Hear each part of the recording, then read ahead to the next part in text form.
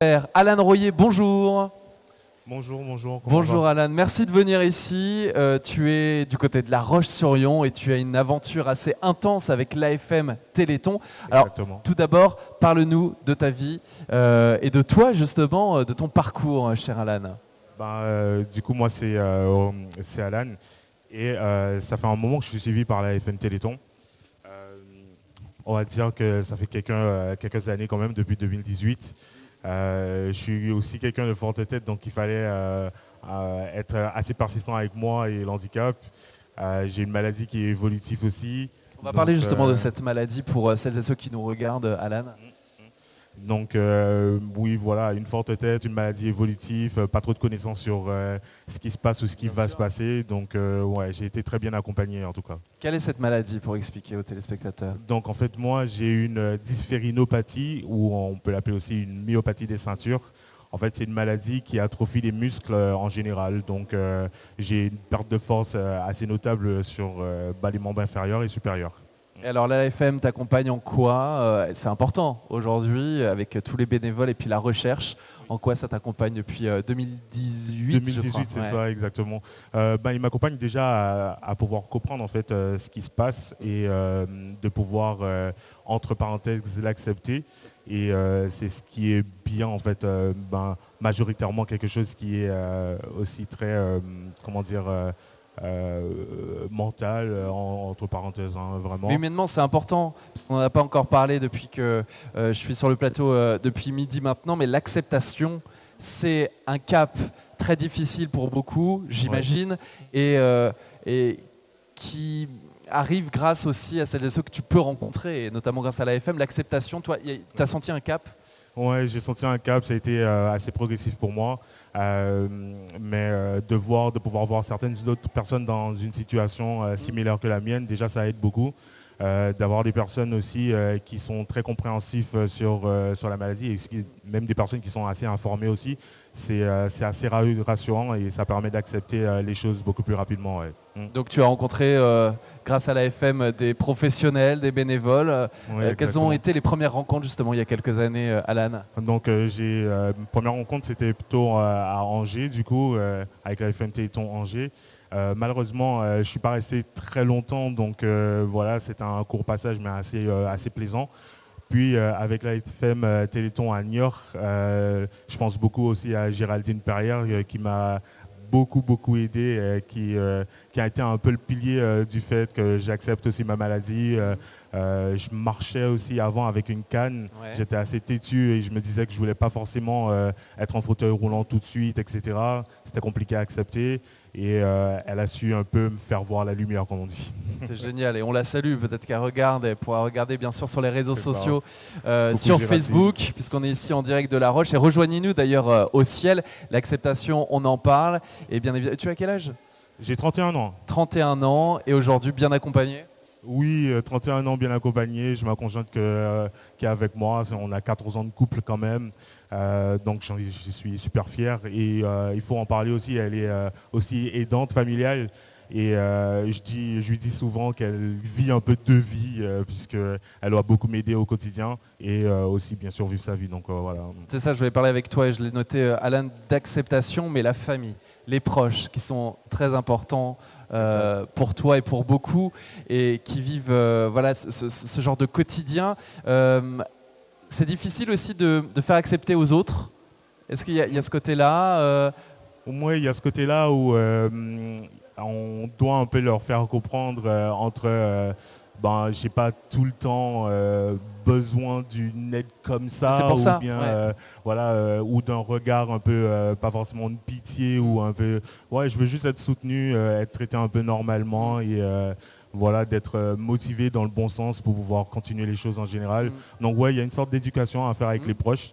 Et puis derrière, C'est pour ça que c'est important d'en parler aussi aujourd'hui.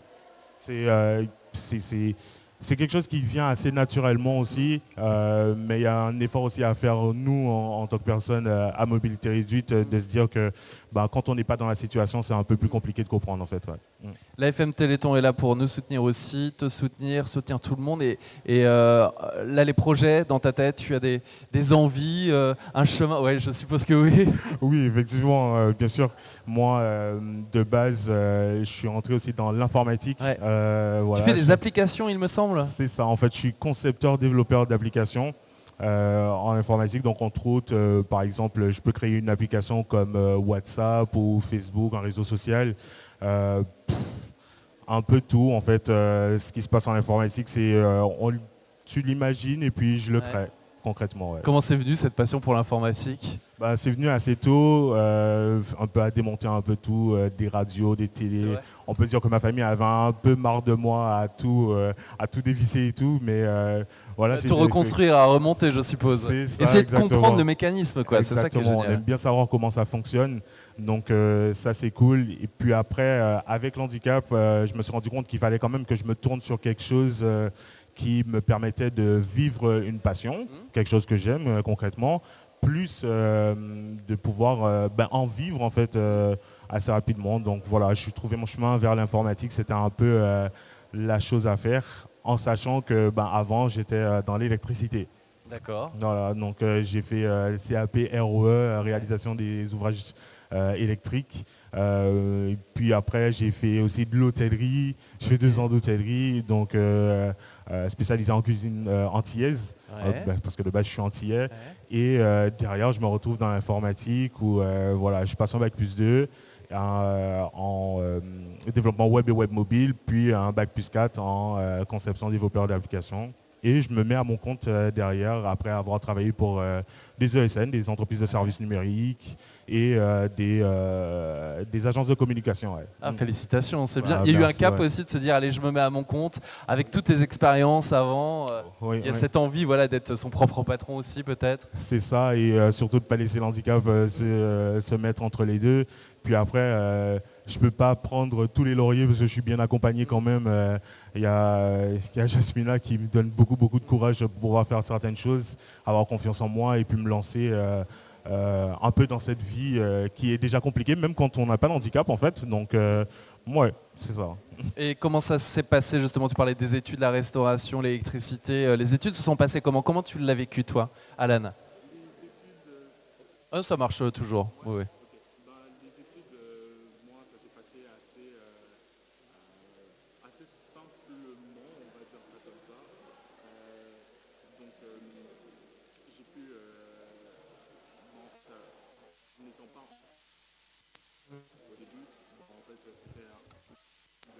Faire un choix.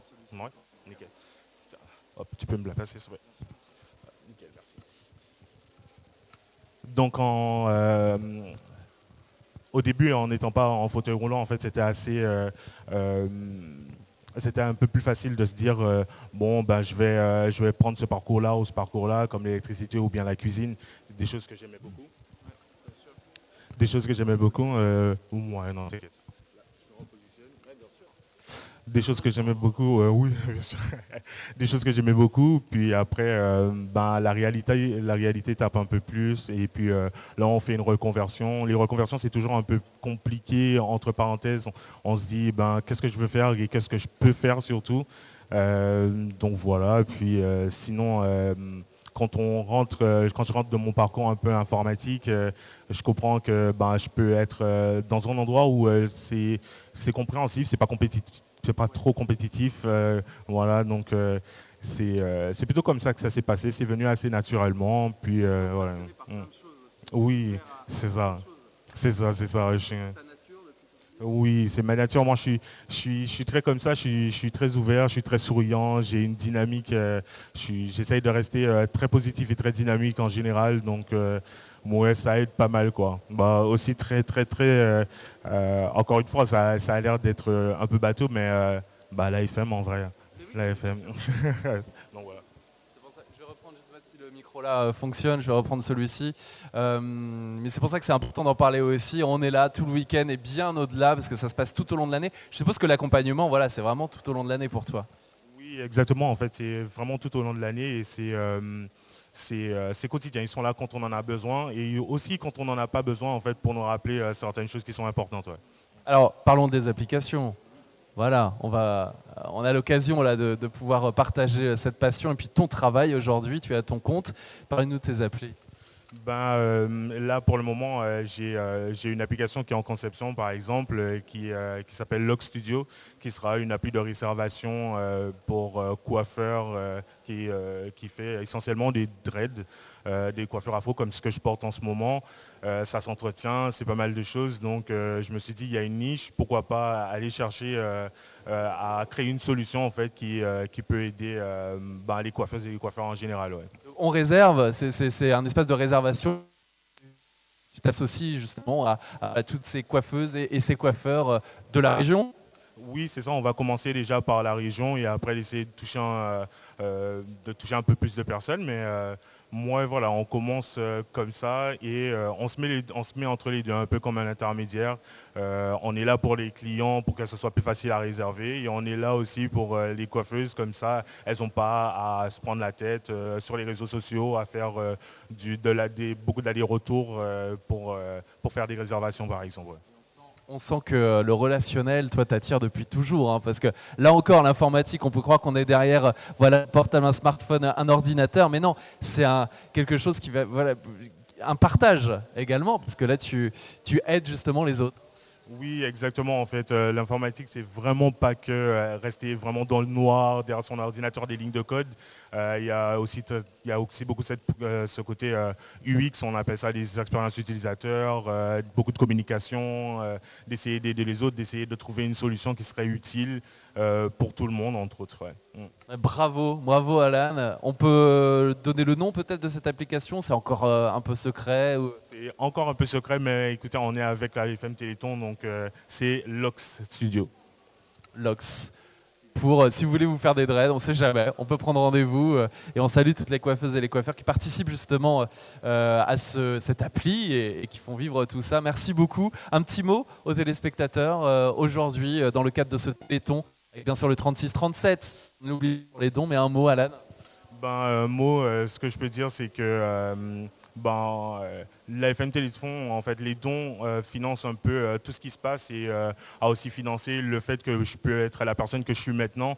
Donc c'est quelque chose d'assez important. On peut remarquer que ça sauve des vies et ça aide beaucoup de personnes. Ouais. Merci beaucoup, le message est réellement passé en direct. Merci Alan et à très bientôt. 36-37, vos dons sont importants. On poursuit tout au long de la journée en direct ici du ciel à La Roche-sur-Yon.